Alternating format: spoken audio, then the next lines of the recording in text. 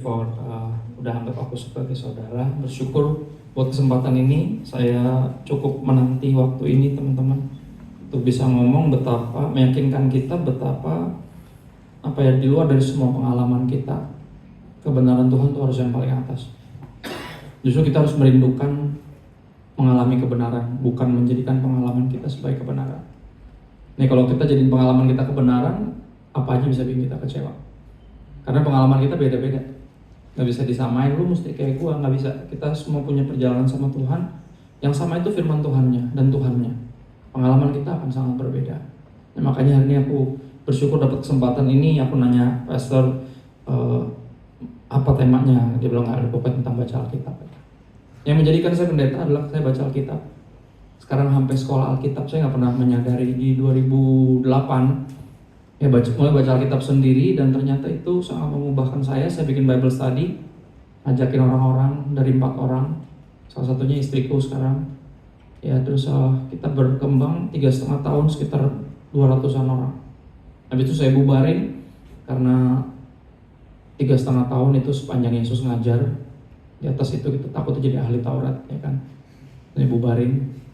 Bible study-nya berlanjut sampai adik ipar saya yang udah lebih duluan MTH, Master Teologi, karena bertobat di Bible Study itu. Terus berkembang terus. Saya jadi pendeta sampai di level 2015 mulai full time. Tahun ini 10 tahun saya full time di gereja saya sebagai teaching pastor. Bahkan sampai di umur 39 lanjut kuliah. Semua gara-gara firman Tuhan. Seperti tadi Pastor Santo bilang, gue bukan orang yang bisa dengar suara Tuhan audible, atau yang bilang sering kalau khotbah ngomong Tuhan ngomong sama gue. Not that kind of guy. Tapi ini saya percaya personal. Ketika kita baca Alkitab, Tuhan ngomong sama kita. Saya ulang, ketika kita baca Alkitab, Tuhan ngomong sama kita. Pertanyaannya, kita mau dengar nggak? Artinya kita mau baca Alkitab nggak? Hari ini aku meyakinkan semua kita kenapa kita harus baca Alkitab, dan mudah-mudahan ini menggugah hati setiap kita untuk sungguh-sungguh mensyukuri anugerah Tuhan. Kita punya Tuhan yang walaupun gak kelihatan, tapi bukan Tuhan yang diam. Bukan Tuhan yang walaupun there are mysteries in God. Ada hal-hal yang misterius dari Tuhan, but He is not a mysterious God. Dia bukan Tuhan yang misterius, dia Tuhan yang bisa dikenal dan mengizinkan dirinya untuk kita kenal melalui firman-Nya. Ada beberapa poin hari ini, kalau teman-teman suka nyatet, kalau nggak suka bisa dimulai. Ini gede banget sih suaranya. Kecil dikit boleh gak? Gue pengen teriak-teriak dikit, cuman gedean. Ada 4 poin. Kalau nggak suka nyatet bisa dimulai. Gue cuma takut nanti depan pintu surga ditanyain catatannya mana, gitu ya. Daripada ribet, mendingan dicatat. Catatan paling bagus itu diposting, karena kalau diposting dia jadi jejak digital yang katanya kejam. Jejak digital soalnya nggak bisa dihapus, gitu ya. Jadi daripada dicatat cuma di HP atau di mana, mendingan diposting. Facebook suka ingetin 7 tahun yang lalu, gitu. Tuhan ngomong, kita nyatet asal posting biar kelihatan rohani. Tapi ternyata 7 tahun kemudian kita baru menyadari, wow, He's been talking to me and I've been ignorant. Saya cuek selama ini, tapi dia gak pernah cuekin saya. Bahkan Facebook aja ngingetin saya. Gitu. Facebook aja bisa ngingetin, apalagi Roh Kudus. Jadi yang pertama kita ke Matius 4 dulu. Matius 4 bicara tentang baca Alkitab, teman-teman. Matius 4 ayat 4. Tuhan Yesus di tengah dicobai oleh iblis. Iblis mencobai Yesus, puncaknya pakai ayat. Iblis, bayangin loh. Jadi colok-colok masalah pakai ayat, setan juga bisa. Dan ini bikin gue sekolah Alkitab. Gue pengen nggak cuman comot-comot ayat. Gue pengen bener-bener tahu, pastikan ini benar-benar Tuhan yang berbicara, bukan bukan kemampuan saya untuk bercucuk logi, dicucuk-cucukkan. Karena itu dia yang terjadi. Kita seringkali baca Alkitab tuh mau mencari pembenaran. Barang siapa mencari pasti mendapat, itu jeleknya. Dan orang kalau mencari pembenaran, dia akan gak pernah bertobat, karena dia akan mencari ayat untuk membenarkan kegeblekannya. Dan karena mencari pasti mendapat. Tapi pembenaran gak akan pernah bisa memerdekakan. Pembenaran yang bikin orang terus terbelenggu. Beberapa kita baca Alkitab banyak, tapi tetap terbelenggu karena kita bacanya gitu. Kita ngaco, kita nyari ayat yang mendukung kengacoan kita. Kita harus baca Alkitab mencari kebenaran. Dengan mentalitas gini, gue udah pasti ngaco, Tuhan udah pasti benar. Show me Lord, tunjukkan saya ngaconya di mana. Dan show me the truth. Ya, buka dirimu untuk saya kenal karena you are the truth. Kebenaran bukan cuma sesuatu yang kognitif, tapi pribadi yang bisa dikenal. Saya selalu berdoa gitu kalau dibaca Alkitab tuh, izinkan saya mengenalmu. I want to know the truth because I know only the truth can set me free. Cuman kebenaran yang bisa memerdekakan saya. Pembenaran akan membuat saya terus terbelenggu. Ya. Di tengah cobaan dari iblis di padang gurun, di Matius 4 ayat 4, ketika iblis menyuruh Yesus membuktikan ketuhanannya. If you are the son of God, prove it. Kalau lu anak Allah, buktikan. Ubah batu ini jadi roti. Dalam hidup teman-teman, kita nggak perlu membuktikan apa-apa ke siapa-siapa sebenarnya. Ya, kalau kita hidup capek-capek, if you live by people's approval, you will die by the rejection. Kalau hidup, karena pengakuan orang, lo akan mati ketika mereka nggak mengakui lo. Makanya kolom komen bisa ngebunuh lo. Tapi kalau hidup karena apa kata Tuhan tentang lo, bukan apa kata kolom komen tentang lo, nggak ada yang bisa ngapa-ngapain hidup lo. Karena hidup saya ini tergantung dari apa kata Tuhan tentang saya, bukan apa kata orang tentang saya, bahkan bukan apa kata diri saya sendiri tentang saya, apalagi apa kata setan. Yesus nggak punya, dia nggak berhutang untuk membuktikan bahwa dia anak Allah kepada iblis. Buat apa? Dan kerap kali kita suka kepancing kayak gitu. Buktiin kalau lo, nggak perlu. Ya, kalau lo anak Allah, ubah batu ini jadi roti. Kira-kira Yesus bisa nggak ubah batu jadi roti? Nggak usah batu, setannya jadi roti aja bisa kok. Benar? Iya, apa sih? Gitu loh. Kalau gue bersyukur Yesus bukan orang Ambon. Kalau Yesus orang Ambon beda ayatnya. Nggak usah dibatu, lu aja kok jadiin roti nyong. Gitu. Nyolot lu 40 hari kan gitu. Gue lagi puasa digangguin mulu. Jadi Yesus setiap hari digangguin selama 40 hari. Nah, 3 pencobaan itu pencobaan pamungkasnya. Oke, waktu puasa udah berakhir, artinya udah boleh buka kan, saatnya berbuka untuk daerah padang gurun dan sekitarnya, bener kan? Ya dong, artinya udah boleh buka, udah boleh makan nggak? Udah boleh. Setan baru datang untuk mencobai Yesus dengan makanan, kan aneh. Artinya apa teman-teman, mesti hati-hati. Zaman sekarang yang menjebak kita bukan hal-hal yang nggak boleh, tapi hal-hal yang boleh. Hati-hati. Let that sink in for a while. Ya biarin itu nangkep lo di dalam diri lo. Sekarang yang menjebak anak-anak Tuhan bukan yang nggak boleh, kita mau udah tahu. Narkoba kita udah tahu, kita hidup sehat kok. Ya tapi yang ngejebak kita yang boleh, nge-gym terus, nggak pernah kebaktian, nggak pernah persekutuan, nge-gym aja nggak ada tuh ikut-ikut doa baca kita nge-gym terus sampai ke tipes. Ya, hal-hal yang baik bukan hal-hal yang buruk. Ya pornografi kita udah tahu itu buruk, makanya apa kita ini maraton Blue Lock kan gitu di Netflix, right? Nonton kartun bola, good clean fun, tapi apa? Wasting all of your time. Teman-teman, God is on our side but time is not. Tuhan di pihak kita tapi waktu enggak, time is running out. Dan iblis terlalu cerdik, licik lebih tepatnya. Ya, lu tahu pornografi salah, dia pakai yang lain.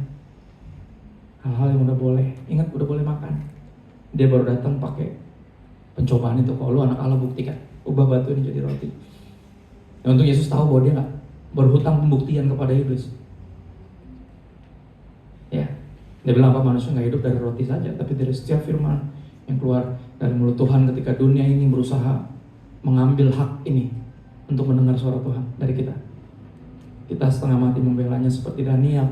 Ketika dilarang berdoa, dia paksa berdoa sampai dia harus masuk gua singa.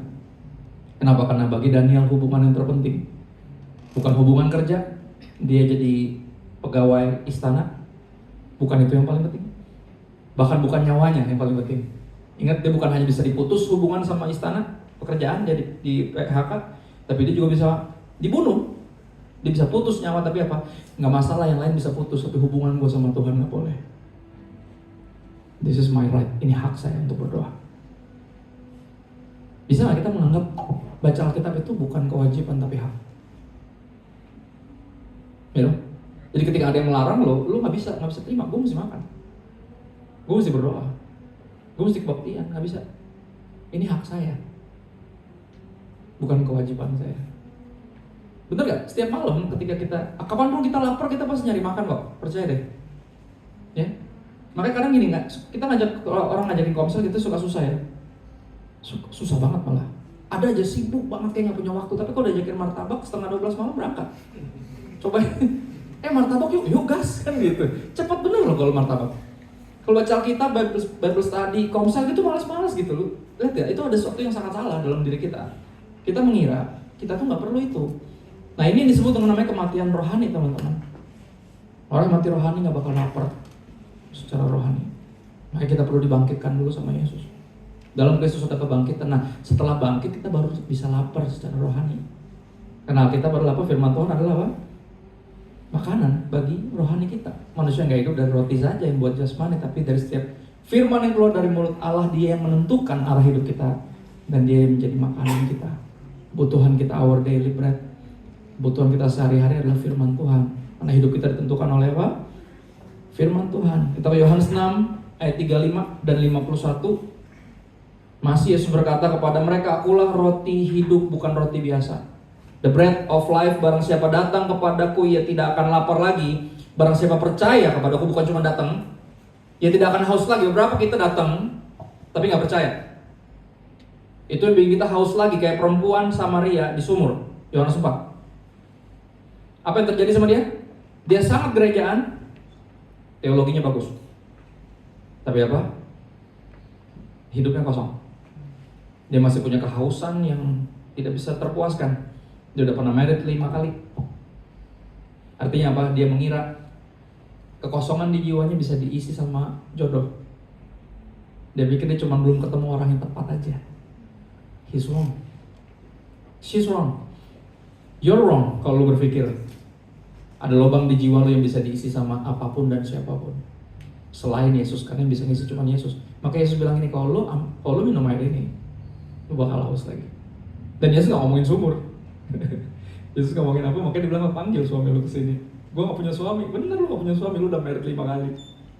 Dan yang terakhir ini bukan suami lu, artinya suami orang. Padahal apa? Kalian orang Yerusalem, kalian orang Yahudi di Yerusalem gerejanya. Kalau kita di bukit ini, oh gue gereja di sini. Yang tadi pagi tuh, ini ada gereja di luar. Ya kalau gue di sini, nggak ada urusan di mana gerejanya. Kalian menyembah yang kalian nggak kenal, kata Yesus. Gimana bisa nggak kenal? Karena nggak pernah mengenal lewat firman. Dia tak kenal maka tak sayang, sulit untuk percaya. Nggak percaya nggak bakal menyembah, kita nyembah yang lain. Maka kita mengais-ngais tadi, kita mencari yang bisa memuaskan jiwa kita. Tepat katamu, engkau tidak bersuami. 5 kali lu married, dan yang terakhir ini bukan suami lu. Ya tapi akan tiba waktunya. Kalian akan menyembah dalam roh dan kebenaran, bukan di sini atau di sana, bukan begini atau begitu. Tapi siapa yang sembah? Roh dan kebenaran. Terus perempuan ini maju lagi, dia nggak mau kalah. Oh, kalau gitu mah gue tahu Mesias kan? Ya teologi bagus. Nanti akan datang Mesias. Nah Mesiasnya akan memperkenalkan siapa yang kita sembah. Oh teologinya bagus sampai ngerti Mesias, tapi apa? Kosong hidupnya. Nah bahkan dia menyadari siapa yang lagi berbincang dengan dia. I am he. Sayalah yang lagi memperkenalkan kepada kamu siapa yang kamu sembah. Ya makanya kita gak bisa mengenal Tuhan tanpa firman Tuhan. Makanya dia bilang dialah roti hidup yang kalau kita datang, ya kita datang kepadanya tidak akan lapar lagi. Tapi kalau bukan hanya datang tapi juga percaya, tidak akan haus lagi. Dan bukan cuma itu, ingat ayatnya bilang apa? Dari dalam dirinya akan mengalir aliran air hidup. Lu bukan cuma gak haus lagi, bukan cuma yang bikin lu gak puas tadi dipuaskan, tapi lu jadi kayak berkat buat orang lain. Lewat diri lu akan banyak orang yang mengenal Tuhan. Teman-teman ingat apa yang terjadi sama perempuan itu? Jam 12 siang dia masih galau. Oke, jiwanya kosong. Sore hari maghrib dia udah bawa 1 kotak kepada Yesus. In just few hours of talking with Jesus. Dan baca ini gue menyadari how important it is to talk with God. Bahwa ini hak yang gak boleh diambil sama siapapun. Makanya Yesus pernah bilang sama Maria, dia ngomong sama Marta, dia bilang, Marta lu tuh sibuk banget ngapa-ngapain. Gak ada yang salah dari pelayanan, tapi kalau pelayanan bukan hasil pengenalan, itu cuma kering, lu capek sendiri, lu kesal sendiri. Kalau lu tega sih, gue pelayanan sendiri dia gak bantuin, lu suruh dia bantuin gue dong, adik kayak gitu-gitunya. Lu ribet. Tapi Maria mengambil bagian terbaik yang gak boleh dirampas dari itu. Teman-teman kita harus menyadari, untuk baca Alkitab, untuk mendengar suara Tuhan adalah bagian yang terbaik yang gak boleh dirampas. oleh apapun dan siapapun. This is a right, ini hak saya. Bisa nggak mengubah kewajiban menjadi hak? Sehingga kita nggak membiarkan apapun dan siapapun mengambil bagian terbaik ini. Ya, karena kita harus memilih bagian yang terbaik ini. Maria telah memilih bagian terbaik. Habis itu Maria lah menjadi salah dua dari perempuan yang pernah apa? Pour her love on Jesus.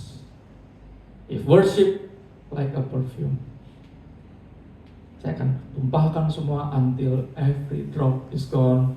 I pour my love on you. Maria salah satunya. Bukannya nggak pelayanan, justru dia pelayanan lebih all out lagi. Dia kasih semua yang dia punya. Ya.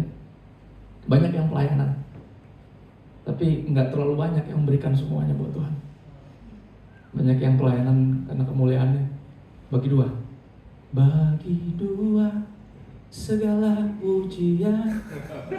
Lagu favoritnya curi kemuliaan. Itu deh. Lagu favoritnya nggak boleh. Bagi dia nggak ada curi-curi. Nggak boleh. Semuanya pour my love on you. Every single drop of praises cuma buat Yesus. Gak ada buat kita. Jadi ketika daging kita berteriak, lu udah pelayanan mana? Apa untungnya buat lo? Kita diingetin ini bukan tentang gue memang. I am all for him. Bahkan kalau gak ada yang bisa gue dapat dari melayani dia adalah hak gue. Kehormatan buat gue. Ya, kita nggak jadi Kristen anjing laut atau Kristen anjing laut yang baru taat kalau ada upahnya. Anjing laut kan baru salto kalau ada ikannya. Gitu. Salto baru kasih ikan kan gitu. Ya. Baru taat kalau ada berkatnya. Enggak, kita bukan yang kayak gitu. Oke, kita udah tahu kita nggak layak menerima Yesus, tapi Yesus memberikan dirinya buat kita, sehingga kita yang nggak layak yang dilayakkan untuk pelayanan. Kita nggak pernah mau nyari apa-apa yang lain. Him is all I want. Dia yang saya perlu, bukan orang yang lain, bukan apapun yang lain. Dia yang saya perlu. Ayat 51 bilang, akulah roti hidup yang telah turun dari sorga. Jikalau seorang makan dari roti ini akan hidup apa? Selama-lamanya, dan roti yang kuberikan itu ialah dagingku yang akan kuberikan untuk hidup dunia ini. Dia bicara tentang pengorbanannya di kayu salib. I live for you, so you could live forever with me. Oke, karena hidup kita bukan kita lagi, kita baru bisa apa? Sungguh-sungguh memberikan seluruhnya tanpa udang di balik bakwan, tanpa modus, tapi itu tulus. Yang pertama itu dia makanan rohani, firman Tuhan, makanan rohani. Kalau kita rohaninya masih at least hidup walaupun sedikit dan sekarat, kita pasti masih lapar. Ya, habis dengar firman nanti malam masih buka-buka lagi. Bukan cuma itu, ketika pertama kali hatiku diganti sama Tuhan, hati yang dari Tuhan tuh merindukan Tuhan. Gue tuh benar-benar baca Alkitab dulu kerjanya. Semua lagu waktu itu saya masih pakai MP3 player yang kayak kecil gitu, USB bisa dicolok tuh, masukin lagu. Semuanya Alkitab semua. Khotbah, audio Bible, itu yang terjadi. Jadi sepanjang naik motor, ayat, khotbah. Lagi kerja, ambil dengerin khotbah sampai nyat-nyat, baca Alkitab terus. Itu yang terjadi. Dan saya belum pernah merasakan itu sebelumnya. Sebelumnya Alkitab itu obat tidur buat saya. Saya cuma cari kalau saya nggak bisa tidur. Karena kalau Alkitab tuh mujizat tuh nyata. Susah tidur jadi gampang tidurnya. Ya, baru 1-2 ayat udah muak gua. Akhirnya rebah sampai pagi. Mujizat itu nyata. Gua bisa tidur. Nyata kita penyakit insomnia. Bukan. Ya, dia bukan obat insomnia, itu penyakit gua. Dia justru yang bikin hidup gua lebih hidup. Hidup selama-lamanya berarti dari sekarang sampai selamanya. Hidup kekal nggak dimulai nanti. Abis lu mati baru dihakimi. Enggak. Dari sekarang sampai selamanya. Makanya kita all outnya dari sekarang sampai selamanya nanti di sorga. Ya, sorga itu tempat bukan buat orang yang takut masuk neraka. Sorga tempat buat orang yang mengenal Tuhan dan mengasihi Tuhan, dan hidup buat Tuhan dari sekarang sampai selamanya. Itu yang disebut hidup selamanya tuh itu. Hidup bukan buat lo lagi, itu benar-benar buat dia yang udah hidup dan mati dan bangkit lagi untuk kita. Ya, Yang kedua, Yohanes 15 ayat 5, aku pakai bahasa Indonesia masa kini. Dibilang orang yang tetap bersatu dengan aku. Jadi dibilang ketika kita tinggal dalam firman, itu kayak kita bersatu sama Tuhan. Ya. Orang yang tetap bersatu dengan aku dan aku dengan dia akan berbuah banyak. Sebab tanpa aku, kalian gak bisa berbuat apa-apa. Bener ya? Di luar Tuhan kita gak bisa bikin apa-apa. Boro-boro mau berbuah, numbu aja kagak. Ya iman kita masih gitu-gitu terlihat dari mana? Tobat kumat itu tipikal ya, orang yang gak kemana-mana, di situ-situ aja. Ya bukan berarti kita gak bisa jatuh dalam dosa, bisa. Tapi tinggal dalam dosa jelas gak mungkin bisa. Bedain tinggal sama jatuh. Kalau tinggal itu berendam, kalau jatuh itu kepleset, oke? Nggak sengaja nginjek comberan, nah itu jatuh, aduh kan gitu. Ya kalau tinggal itu duduk di comberan, ya kan? Wah asik ya, ngapain di situ? Ya. Bener nggak? Hidup dalam pertobatan tuh seperti ini loh, bukan nggak bisa jatuh, tapi sekali-sekali jatuhnya. Kalau hidup dalam dosa itu kebalik, bertobatnya sekali-sekali. Benar nggak maksudnya?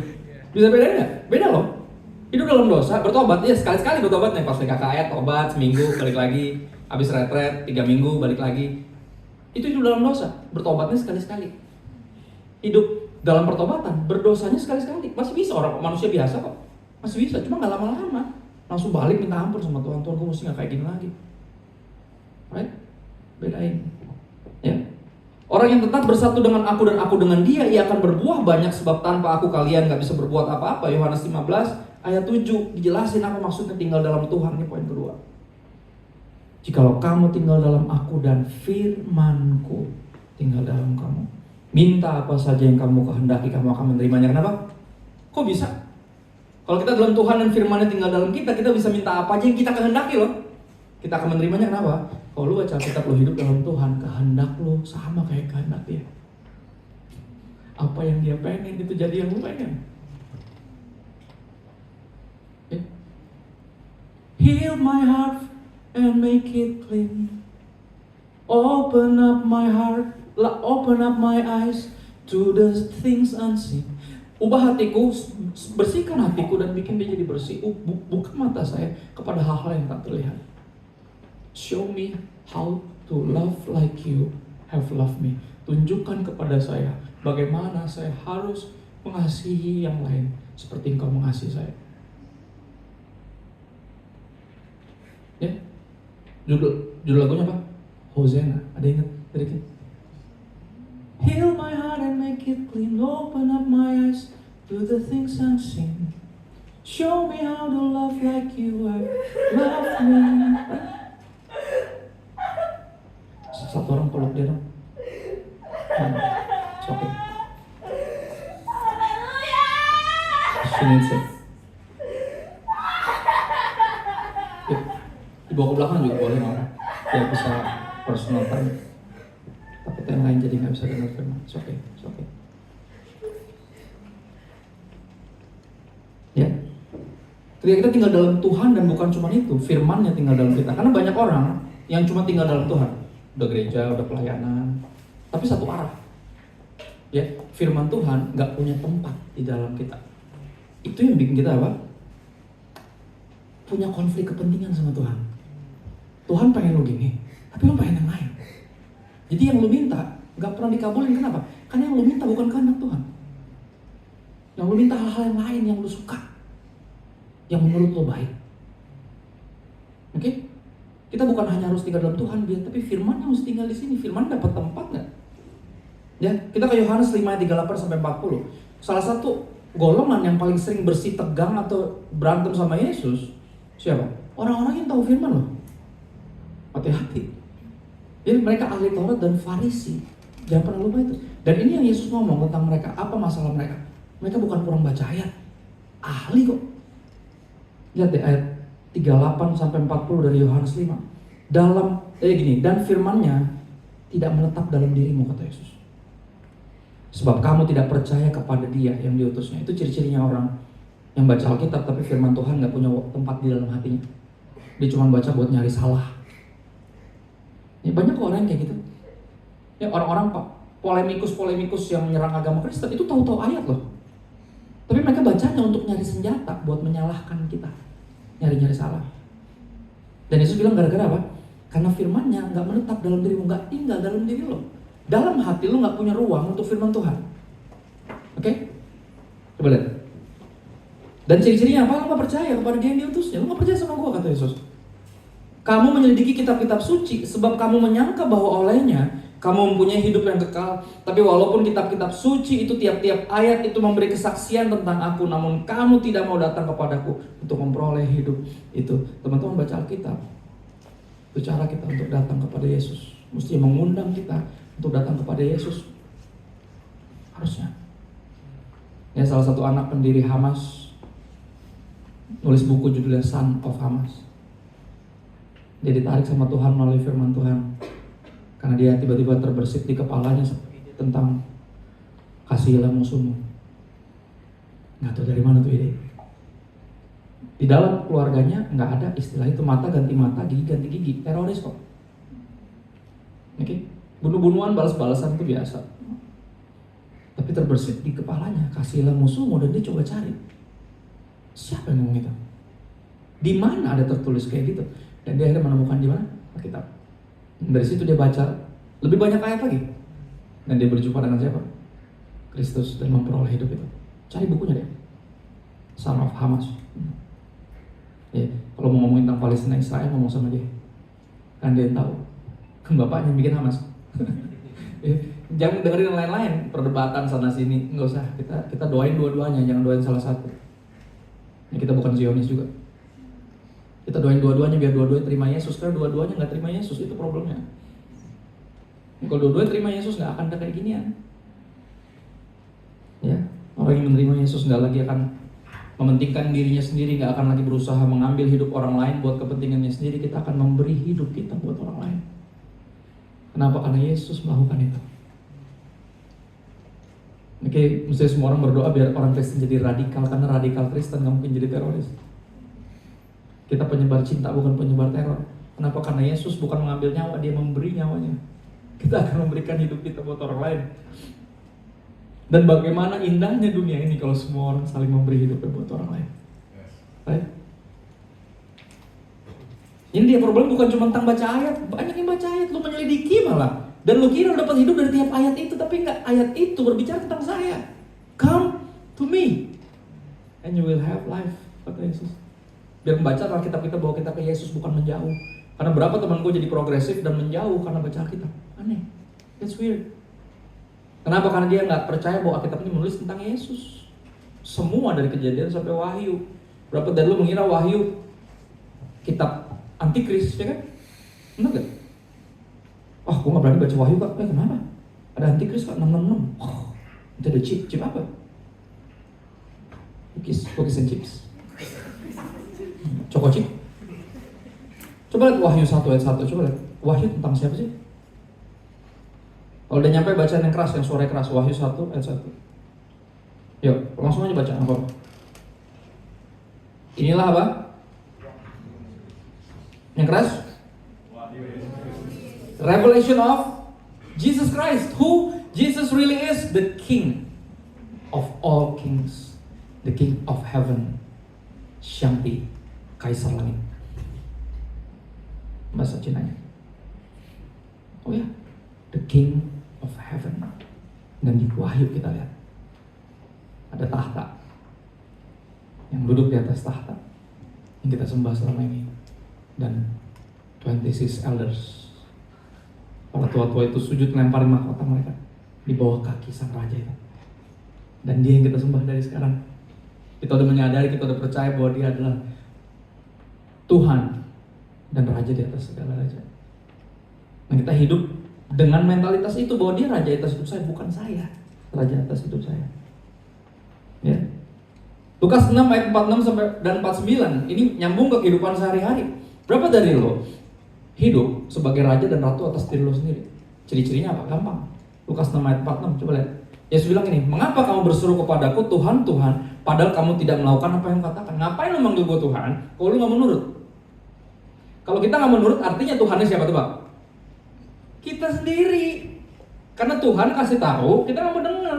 Berarti dia bukan Tuhan dong. Lu mentuhankan diri lu sendiri. Ya, bahasa gampang ini, ngapain lu manggil gue Tuhan kalau Tuhannya itu lu, kata Yesus. Gitu loh.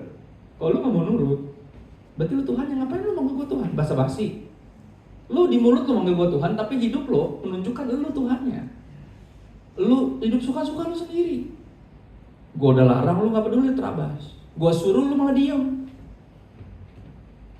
Ya kan? Mengapa kamu berseru kepadaku Tuhan, Tuhan, padahal kamu tidak melakukan apa yang aku katakan? Ayat 49. Barang siapa mendengar perkataanku tetapi tidak melakukannya, ya sama dengan seorang mendirikan rumah di atas tanah tanpa dasar ketika banjir melandanya, ketika bencana dalam hidup datang. Apapun itu, termasuk kehilangan orang yang kita kasihi. Itu salah satu bencana dalam hidup. Ya, rumah itu segera rubuh dan hebatlah kerusakannya. Ya, hal yang gak enak diizinkan menimpa hidup kita, bukan untuk menghancurkan kita sebenarnya, tapi untuk menyatakan kepada kita selama ini dasar gue membangun hidup gue itu salah. Gue bangun dasar hidup gue di atas pengalaman gue, bahkan sama Tuhan, itu salah. Mestinya firman Tuhan dan perkataan Tuhan itu yang jadi dasar hidup kita. Karena pengalaman kita beda-beda. Ada momen di mana Tuhan nyembuhin, ada momen di mana dia nggak nyembuhin. Kebayang kalau Rasul Paulus tiba-tiba pahitan sama Tuhan, nggak jadi tuh. Perjanjian baru jadi dikit. Soalnya dia nulis 75% loh. Lu bayangin gak perjanjian baru gak ada Roma, gak ada Filipi, gak ada Galatia, gak ada Efesus, gak ada Tesalonika 1-2, Korintus 1-2. Sepi. Perjanjian lama cuma berapa kitab, perjanjian baru cuma berapa kitab coba. Dia berdoa sama Tuhan untuk Tuhan angkat duri dalam daging yang dia sebut sebagai utusan iblis. Karena dia percaya Tuhan gak mungkin kirim penyakit. Penyakit gak mungkin dari Tuhan, ciri-cirinya makanya apa? Tuhan bisa pakai penyakit, gue percaya. Tapi penyakit gak ada yang dari Tuhan, kenapa? Karena di surga gak ada. Dia gak mungkin ngasih di surga, gak ada. Di gudangnya gak ada, dia mau ngasih dari mana penyakit? Berarti kan dari luar penyakit, dari mana? Ketika kita bikin dosa, semuanya udah jatuh dalam dosa. Termasuk alam, termasuk fisik kita. Kita bisa sakit, bahkan bisa mati. Tadinya kan gak bisa mati. Gara-gara kita sendiri sebenarnya. Ya, bergerak, jadi COVID misalnya salah satunya. Itu kan gara-gara manusia, bukan gara-gara Tuhan. Tapi Tuhan bisa pakai. Nah, Tuhan pakai untuk bikin Rasul Paulus itu humble. Karena Rasul Paulus mendapat terlalu banyak pernyataan dari Tuhan yang luar biasa. Gampang banget bisa sombong orang-orang kayak gini. Lu bayangin zaman itu ya. Nih, dia itu ya, kalau lagi mau khotbah nih, kan kadang kalau sebelum khotbah kan suka jasnya dilepas ya. Pas mau khotbah jasnya hilang. Dipakai buat nyembuhin orang. Sembuh. Kayak KKR gitu. Dia pakai, jadi colong. Ya, kalau dia lagi pilek nih, selampainya tuh sampai handkerchief, sapu tangan, yang buat itu hilang, buat nyembuhin orang. Nah kalau punya gue, kalau lagi pilek, yang ada sakit orang yang gitu, dikena pilek kan. Dia berjalan dalam kuasa yang sekali lagi di level yang sangat berbeda sama kita. Dia satu-satunya orang yang pernah naik ke surga tingkat ketiga. What's that even mean? Bahkan Rasul Paulus sesama Rasul Petrus sesama Rasul bilang apa? Tulisan Paulus emang ribet. Ya. Petrus yang ngomong, nah apa kabar kita? Petrus aja bingung, ngerti gak maksudnya? Levelnya beda. Dan karena level itulah dia bilang apa, makanya gue jadi ngerti kenapa Tuhan. Ya, izinkanlah duri dalam daging ini, kelemahan tubuh gue gak tahu apa bentuknya, kemungkinan besar asam lambung. Mungkin, kenapa? Karena dia pernah kasih nasihat ke Timotius, Tim, kalau minum tuh jangan cuma air putih doang, anggur dikit bagus buat pencernaan. Timotius juga GERD tuh, sama, GERD geng, dua-duanya sama. Bapak sama anak tuh sama-sama GERD, karena banyak pikiran. Ya. Kemungkinan besar itu, dan Rasul Paulus sudah berdoa memohon Tuhan angkat dong sampai 3 kali. Please, ribet nih pelayanan kalau kayak gini. Tapi nggak diangkat sama Tuhan. Dan Tuhan jawabnya, I love you, and that's enough. I love you, and that's enough. Gue nggak perlu sembuhin lo untuk meyakinkan lo bahwa lo sayang sama gue. You know I love you, right, Lord? Of course, God. Of course I know you love me. Karena kasihmu saya ada sampai hari ini. Dan itu yang bikin dia apa, walaupun gak sembuh, tetap melayani Tuhan sampai di penjara dan dipenggal kepalanya. Ya, makanya apa? Yesus lo bilang apa? Yesus dalam kelemahan lo bisa rasain gua, kata Tuhan. Lo bisa rasain bahwa lo bisa berdiri sampai hari ini karena ada tangan yang kuat yang pegang lo. Tangan gue, bukan tangan lo. Bukan karunia lo, bukan kesaktian lo, tapi kekuatan gue dan kasih gue yang pegang lo. Makanya apa? Saya lebih senang banggakan kelemahan saya, kata Rasul Paulus. Kenapa? Karena ketika saya lemah justru di situ saya menyadari ada tangan itu yang pegang saya.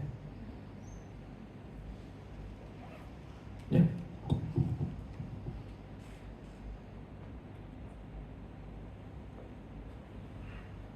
Tinggal di dalam Tuhan artinya tinggal dalam firman, dan firman tinggal dalam kita, sehingga seluruh hidup kita ditentukan oleh apa? Dasar hidup kita.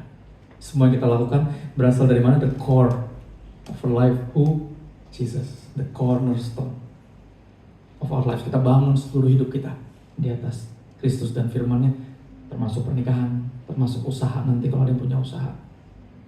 Semua jabatan lu taruh di atas Yesus. Semua tentang Dia, bukan tentang lu. Ya, jika nanti hidup gue menceritakan satu kisah, gue akan menceritakan tentang Dia. Ya teman-teman, soalnya perbedaan antara bersaksi sama sombong. Oke, karena gue sering dengar orang bersaksi, dia ceritain apa yang dia udah lakukan buat Tuhan. Sorry, itu nyombong namanya. Bersaksi itu lu ceritain apa yang Tuhan lakukan buat lo, bukan ceritain apa yang lo lakuin buat Tuhan. Itu bukan bersaksi. Nanti ketika ada yang kesempatan untuk bercerita, lo akan bercerita tentang bagaimana Dia nyelamatin lo. Mulai cuma buat Dia. Kalau bukan Dia nyelamatin gue gak mungkin sampai ini. Kalau bukan Dia yang pilih saya gak akan melakukan ini. Ya, Petrus pernah ngalamin itu, kalau dia pernah cabut. Tapi Yesus samperin aja. Dan Yesus nanya, do you love me? Do you love me more than this? Apa kalau mengasihi lebih dari semua ini? Ikan, profesi, kehidupan lo. Dan dia jawab, you know I love you, right? Prove it. Buktikan bahwa lo sayang sama gue. Kemarin kan lo gagal membuktikan kan? Sebelum ayam berkokok lo udah nyangkal gue 3 kali ya. Sekarang lo buktiin. Gembalakan domba-domba gue. Feed my sheep. Habisin hidup lo menggembalakan orang lain. Buktikan lo sayang sama gue. Seperti gue memberikan nyawa gue buat lo hidup buat gue, kata Tuhan. Ya. Yang ketiga, nah ini di Efesus 6 ayat 11, 13 dan 17. Efesus 6 ayat 11, 13 dan 17. Dibilang seperti ini, ayat 11, kenakanlah seluruh perlengkapan senjata Allah supaya kamu dapat bertahan melawan iblis. Itu senjatanya apa? Lies, deception, kebohongan, tipuan, kemuslihan. Nah, supaya kita bisa bertahan, oke, kita mesti punya apa? Mesti memakai, mengenakan seluruh perlengkapan senjata Allah. Ayat 13, sebab itu ambil karena udah disediain, udah ada di situ. Bukan sesuatu yang mesti diminta-minta lagi, udah ada, tinggal pakai. Ambil. Makanya lagu bilang apa? Ku diberi kuasa dari Raja Mulia. Habis itu apa? Ku pakai. Pakai itu dikasih soalnya. Ya. Ambillah apa? Seluruh perlengkapan senjata Allah. Tujuannya apa? Supaya kamu dapat, ayat 15, mengadakan perlawanan, bukan cuma bertahan doang, tapi bisa ngelawan. Karena kalau bertahan doang lama-lama kebobolan kayak Itali, ya kan? Gue tuh jagoan gue Itali dari dulu, dan gue kesel. Ada era dimana pertahanannya emang, tapi kalau terus diserang lama-lama juga jebol juga, ngerti maksud gue? Ya makanya Brazil emang nekat memang, itu tim paling aneh, nekat karena dia itu menurut mereka penyerangan adalah pertahanan terbaik. Jadi lu mainnya pokok lu serangnya udah sepanjang itu, biar itu kita kalau bertahan semua nyerang, kadang kiper juga maju. Makanya semua jago gocek karena semuanya pakai nyerang. Buat mereka serangan adalah pertahanan terbaik. Kalau cuma bertahan doang lama-lama jatuh. Lama-lama rontok pasti. Makanya apa? Mesti bisa nyerang. Dan dia bilang ambillah. Kenakanlah seluruh senjata Allah supaya bisa bertahan. Ambillah seluruh perlengkapan senjata Allah. Jangan cuma buat yang bertahan doang, tapi juga buat yang nyerang. Ya, supaya kamu dapat mengadakan perlawanan pada hari yang jahat itu dan tetap berdiri, artinya jadi pemenang sesudah kamu menyelesaikan segala sesuatu. Ayat 17, dan terimalah salah satunya apa? Pedang roh, yaitu firman Allah. Dari semua yang dipakai, yang buat nyerang cuma pedang. Lu gak nyerang pakai tameng, kecuali lu Captain America, right? Bener gak? Baju zirah, ikat pinggang biar gak melorot, ya kan? Kasut, sepatu, Vans, bukan Vans, ya apa ya itulah, gue jadi pakai Reebok hari ini, right? Yang buat nyerang cuma satu, pedang. Dan pedang itu adalah apa? Firman. Jadi firman bukan cuma buat bertahan, tapi juga buat menyerang. Yang lain cuma buat bertahan, ketopong iman, biar nggak dibohongin mulu sama setan. Perisai iman, ketopong keselamatan, right? Di pikiran lo tahu udah selamat, udah pasti selamat, makanya hidup gue nggak boleh sembarangan. Itu yang lo pikirin. Jadi iblis mau ngomong apa jangan dengerin. Untuk melakukan keselamatan jangan dengerin. Enggak, udah selamat kok. Pakai ketopong itu makanya biar bohongan setan bisa nggak nembus kepala lo. Berikutnya ada tameng perisa iman di sini. Iman yang membuat kita bisa berdiri sampai hari ini.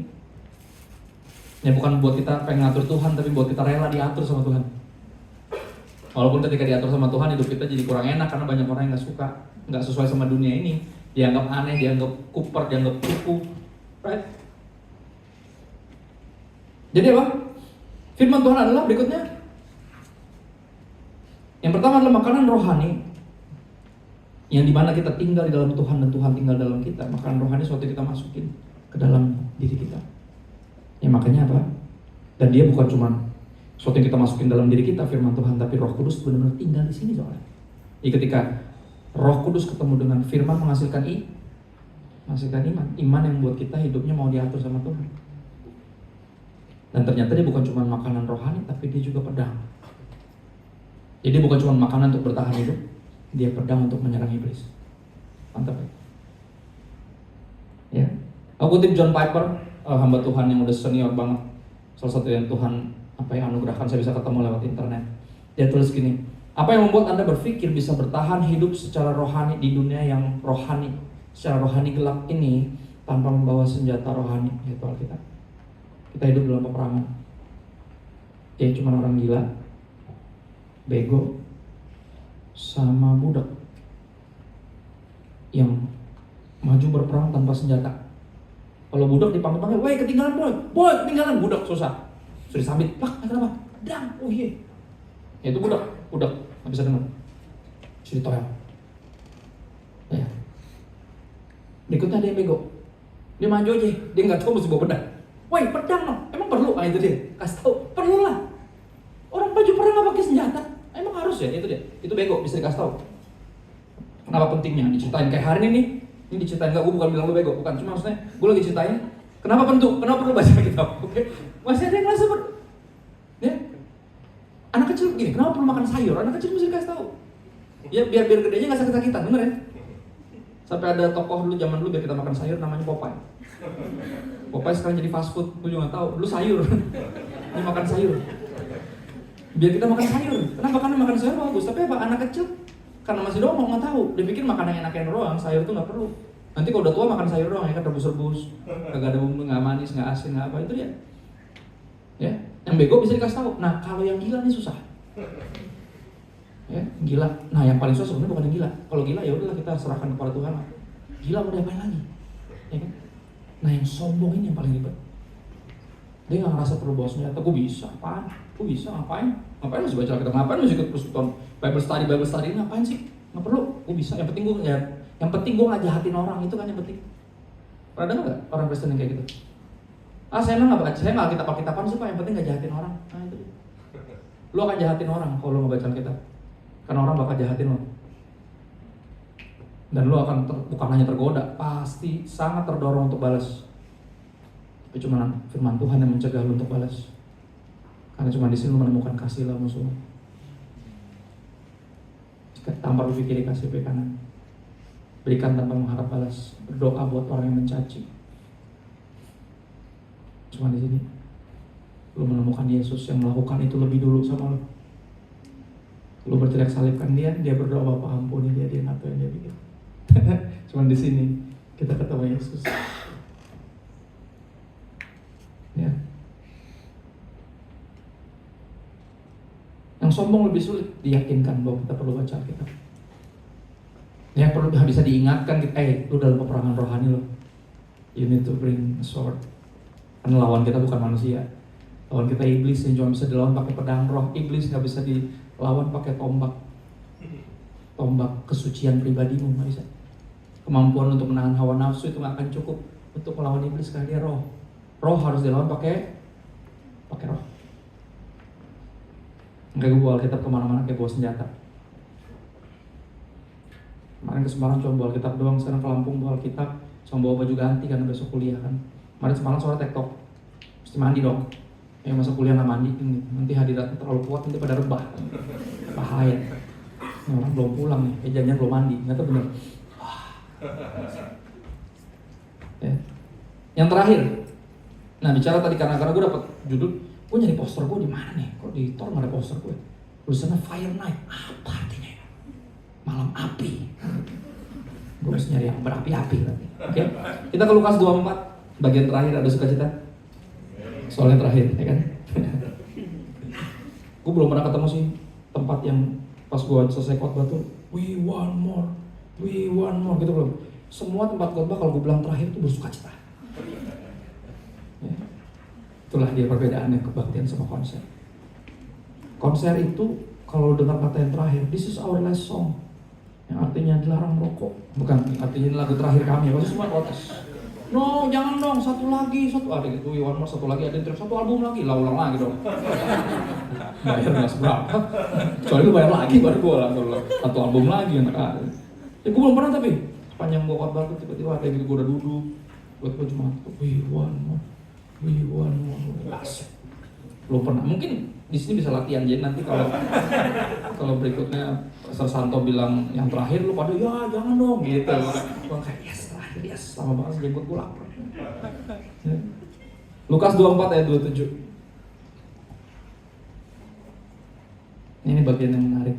Kemarin aku pelayanan di salah satu persekutuan doa kantor perusahaan media terbesar di Indonesia, sebut saja MNC, nama sebenarnya. MNC punya banyak anak perusahaan, salah satunya TV berbayar, si pay per view dan whatnot, lupa namanya. Saya pelayanan di situ, persekutuan itu. Nah, di hari persekutuan itu, hari terakhir yang WL pelayanan. Kenapa? Karena dia kena PHK. Dari 2.500 yang kena PHK salah satunya dia. Udah lumayan senior sih bapak ini. Ya, udah diceritain gue sama ininya, sama orang dalamnya lah. Orang dalamnya udah sepanjang dia nyanyi itu orangnya asik banget kan, bener-bener kayak WL profesional banget ya, orang bapak ini keren banget. Dia tenang banget tuh, ambil lagu-lagu yang galau gitu kan, tentang tema firman Tuhan itu. Terus ibu udah nangis soalnya sebelah gue karena tahu ini orang udah gak mau ketemu lagi dan segala macam, udah puluhan tahun mereka bareng. Ya, terus gue bagian tentang firman Tuhan, salah satunya ini. Di bagian ini teman-teman harus tahu perjalanan ke Emmaus judulnya, Lukas 24. Ya di situ dua murid lagi galau, kenapa? Karena jagoannya mati. Ingat Yesus disalib dan mereka kehilangan seluruh harapan yang mereka punya. Mereka udah tinggalin segala sesuatu ikut Yesus, malah mati jagoannya. Lu bayangin tuh. Dan lu bisa taruh apapun yang buat lu kecewa dalam hidup, apapun yang buat lu putus asa, dan di tengah keputusasaannya itu JB Yesus join bareng, nyelip gitu di jalan, tiba-tiba lagi apa sih? Kepo. Emang dia nggak tahu? Nah itu dia tuh, Tuhan suka gitu ya. Adam di mana engkau? Lah emang lu nggak tahu? Tahu.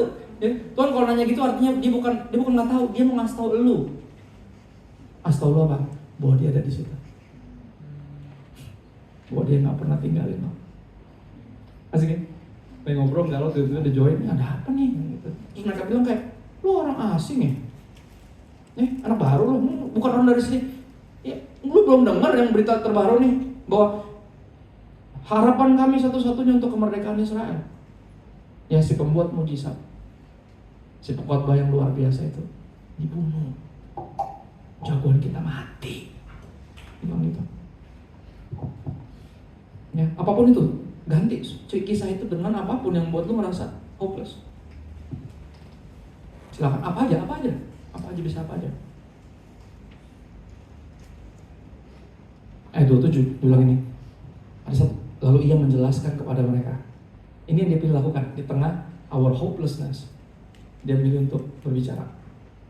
Dia memilih untuk open himself up to us. Lalu ia menjelaskan kepada mereka apa yang tertulis tentang dia dalam apa? Seluruh kitab suci. Oke. Berarti dari mana tuh? Dari kitab Taurat, kitab-kitab Musa. Apa aja? Kejadian, Kelurahan, Imamat. Ya nggak ada kelurahannya. Nggak ada. Kelurahan dekat rumah gue. Keluaran. Kejadian, Keluaran, Imamat, Bilangan, Ulangan, kitab Musa. Baru habis, dan kitab para nabi apa? Yosua sampai Maleakhi. Jadi Yesus di sepanjang jalan sekitar 11 km. Oke. Dia jelasin semua tentang dia loh. Bukan cuma bacain kisah-kisah yang kita udah tahu sekolah minggu kan. Dia ceritain tentang dia dari semua kisah yang ada. Ya, dari misalnya Abraham disuruh persembahan anak, tapi anaknya dibawa ke gunung, tiba-tiba nggak jadi persembahan, kenapa ada anak domba di situ? Nah itu tentang gue tuh. Anak dombanya itu gue tuh. Ya, jadi Ishak nggak perlu dibunuh, gue yang mati ganti. Nah kayak Kayak sekarang sebenarnya gue lagi mati, terus gue udah bangkit sekarang, sehingga lu gak perlu binasa, bisa beroleh hidup mereka. Itu diceritain semua kisah-kisah itu ada tentang dia, ya, dari Kejadian sampai Maleakhi. Ayat 32, aku pakai bahasa Inggris. Ada di situ New King James Version. Mudah-mudahan diketik tadi ya. Tadi aku lihat WL-nya sibuk ngetik. Sorry ya. Ngerjain. Momentnya. Lukas 24 ayat 32, ini yang terjadi. Jadi gini, aku jelasin dulu. Jadi dalam perjalanan tiba-tiba udah maghrib. Zaman dulu kalau udah maghrib itu nggak bagus lanjutin perjalanan karena bahaya. Lu nggak punya alat-alat buat terang dan segala macam. Nggak ada lampu kayak sekarang. Oke, mereka bilang gini, numpang dulu ya di kita nanti kalau. Jadi Yesus belagak kayak pura-pura mau lanjutin perjalanan. Oke, jangan dulu ya guys. Pak, numpang tempat kita dulu aja nanti. Baru besok pas terang lanjut lagi. Nggak apa-apa kok. Ya, dia kayak gitu ya ditahan di sini di rumah itu. Nah, ini menarik. Di tengah rumah itu mereka akhirnya menyadari siapa yang berjalan sama mereka selama ini. Yesus. Nah, di ayat 32 mereka ngomong gini. And they said to one another. Dan mereka berkata satu dengan yang lain. Did not our heart burns within us? Ya, bukankah hati kita berkobar-kobar? Ketika apa? While he talked with us on the road and while he opened the scripture to us. Ketika dia bukan hanya mendampingi kita, nggak pernah meninggalkan kita, tapi ketika dia membuka kitab suci, membukakan semua ayat-ayat tentang dia, ketika dia membukakan dirinya untuk kita kenal. Teman-teman, ini kunci dari ayat Alkitab yang berkata biarlah rohmu menyala-nyala dan melayanilah Tuhan. Gimana seorang bisa menyala-nyala? Ketika Roh Kudus membukakan segala sesuatu yang tertulis tentang Yesus dalam firman Tuhan. Dan bayangin kalau Alkitab yang gak pernah dibuka, gimana caranya? Karena sekarang bukan dia akan membukakan lagi, lu harus buka sendiri sambil dia membukakan tentang dia. Lu baca kisah-kisahnya, bagiin kisah-kisahnya, sambil dia akan Roh Kudus akan lakukan itu. Yang bawa kita apa? Kepada seluruh kebenaran, bukan kebenaran yang sebagian. Kebenaran yang sebagian gak lebih parah daripada kebohongan yang penuh. We need the truth and the whole truth that can set us free. The whole truth termasuk bagian yang gak enak. Gak semua yang kita minta Tuhan harus kasih. Iman bukan alat untuk ngatur Tuhan. Punya iman bukan berarti lu bisa nyuruh-nyuruh ngatur-ngatur Tuhan, bukan. Itu kebenaran-kebenaran yang enak. Ya Tuhan bisa nyembuhin, tapi ada momen dimana dia nggak nyembuhin dan itu kehendaknya. Itu nggak enak bagian-bagian itu, maka kita nggak suka. Kita ambil yang bagian-bagian yang enak. Jadi ketika yang nggak enak datang, kita pikir Tuhan bohong. Padahal pendetanya cuma khotbahin setengah kebenaran. Ya makanya gue tipe pendeta yang gue mau khotbahin semua Alkitab. Nggak ada yang kita lewatin. Biar kita mengenal Tuhan apa? Seutuhnya. John Legend bikin lagu judulnya apa judul lagunya? I give you all of me, love your curves and all your edges. Ya itu bahasa kerennya. Suka semua bagian tubuhmu yang sweet, ya yang manis-manis, yang aduhai, tapi juga bagian lo yang tajam kayak sikut, misalnya. Sikut juga lo gitu. Jadi kalau jadian sama satu orang lo harus terima seluruhnya. Nggak bisa cuma yang enak-enak doang, yang alim-alim doang, yang ngambek-ngambek, yang jutek-jutek juga harus diterima. Karena ada momen dimana dia lagi berubah jadi kepencet modenya jadi mode rese, mode on kan gitu. Ya, kita harus terima. Sama tentang Tuhan, bukan Tuhan nggak pernah rese, enggak. Tapi ada kebenaran yang kita kaget tentang Tuhan. Dan ternyata dia bisa pakai penyakit untuk membuat kita rendah hati, kita nggak pernah tahu. Ya, dia bisa ketika bahkan Rasul Paulus berdoa dengan iman meminta, Tuhan bilang enggak. Bisa. Yang kayak gitu-gitu perlu kita tahu semua. Dan siapa yang bawa kita kepada seluruh kebenaran? Roh Kudus. Seperti Yesus membawa mereka dalam perjalanan untuk melihat semua yang tertulis tentang dia. And that's what makes us on fire for God. Dan gak akan pernah api itu, gak akan pernah padam selama apa? Bahannya terus dimasukin, Alkitabnya terus dibaca, itu maksud gue. Dia akan terus ingetin lagi kisah yang udah pernah lu tahu, lu baca lagi, lu akan dapat hal yang baru. Gila, ternyata lebih dalam dari yang gue tahu. Kayak gitu terus. Makanya orang kuliah nggak beres-beres kan gitu. Maksudnya bukan karena malas bikin tugas akhir, bukan, karena dia terus belajar udah S2, S1, S2, S3, ya STLR, semua S dia habis-habisin semua deh. Karena nggak pernah berhenti belajar. Almarhum ayah saya, dosen sekolah Alkitab 41 tahun, sampai akhir hidupnya masih terus belajar. Ciri-cirinya sederhana. Ketika bahkan saya yang nggak sekolah Alkitab khotbah, Dia nyatet, gila nyatet. Nyatet apa sih? Gue gak sekolah Alkitab, gak mungkin yang gue ngomong lu gak pernah denger. Tapi dia tetap nyatet, kenapa? Kan dia percaya kalau Tuhan berbicara lewat siapapun, pasti ada. Itu pasti buat gue. Walaupun gue udah banyak tahu, pasti ada yang baru. Dan juga ada yang buat orang lain. Kalau gue udah tahu, itu cuma sebagai pengingat. Berarti ini buat orang lain, kan? Gue harus kasih tau yang lain nih. Karena gue diulang lagi, ditekan lagi. Teman-teman pernah ngerasa gitu? Ada momen di mana lu pas lagi baca Alkitab seminggu itu, entah di postingan gue, atau di YouTube-nya siapa, atau di TikTok-nya siapa, atau di renungan harian lu, atau di aplikasi Alkitab, tiba-tiba itu ngomongin tentang pengampunanmu lu. Pernah nggak ngerasain gitu? Sampai kayak sampai gitu. Terus pengampunan terus, berarti ada antara lu belum lepasin pengampunan, atau ada orang lain yang lagi kepahitan sama siapa? Orang-orang paling dekat lo, yang lo harus bagi tentang melepaskan pengampunan, yang bisa memerdekakan dia. Lihat. Jadi kalau lo ngerasa nggak ada buat lo, ini pasti buat orang lain. Berarti catat aja dulu terus posting. Pasti ada minimal buat salah satu dari follower lo yang memerlukan itu. Jadi jangan pernah ngerasa nggak pernah dapat apa-apa. Gue tipe orang yang super kritis. Gue paling nggak suka kalau khotbah pendeta tuh lali nggak nyambung. Apalagi kalau ceritain kebohongan tentang Tuhan, kalau ikut Yesus pasti kaya, pasti sehat. Gue paling nggak suka yang gitu-gitu. Buat gue apa sih? Hidup tuh gak sesinderella itu deh. Itu tuh kebohongan yang paling jahat. Ketika kita sakit, ketika kita miskin, kita marah sama Tuhan. Kan gue ikut lo, kok gue miskin, kok gue sakit gitu. Karena bukan sebenarnya. Jadi gue pernah dengar satu khotbah yang bener-bener gak jelas. Dia baca satu ayat depan, sisanya dia cerita tentang liburan ke Jepang. Gue kayak what the heck. Dan di ujung dari khotbah itu gue dengan marah datang ke bapak gue, karena itu kan gereja gembalanya bapak gue. Orangnya diundang karena kenal sama bapak gue. Terus gue bilang, ini pendeta macam apa sih? Kenapa ngundang yang ginian sih? Teman lama ya, gue bilang gitu. Gue gak dapat apa-apa. Marah gue. Gak dapat apa-apa. Dengar ayat di depan nih. Sisanya cerita ke Disneyland Jepang. Apa? Dapat apa kita? Gue marah setengah mati. Terus dia bilang, jangan kayak gitu. Kamu pasti dapat sesuatu. Gak dapat apa-apa gue. Ini ayatnya semua sama Disneyland apa? Terus dia bilang kayak gini, kamu berarti bisa belajar dari dia. Belajar apa? Iya. Kalau nanti jadi pendeta, jangan kayak dia.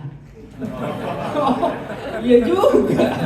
Gue malah gak nyangka gitu. Iya juga, jangan sampai kayak gitu. Orang udah kesisihin waktunya, datang belain acara keluarga, makan terlambat dan segala macam, parkir susah-susah buat dengerin, lu malah curhatnya gak jelas.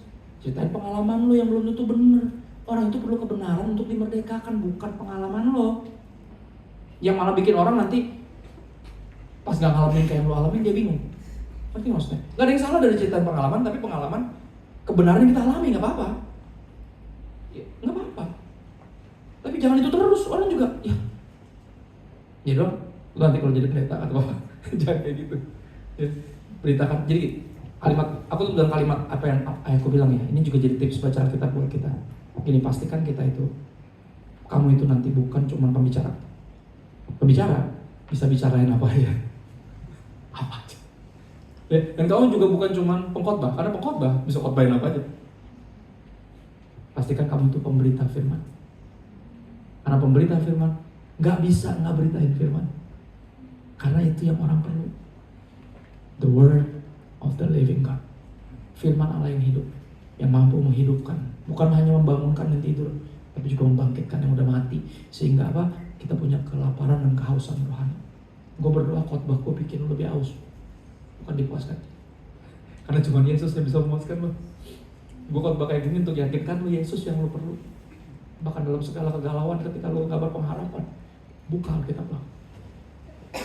Meet him here. Temui dia di sini. Dia yang menanti.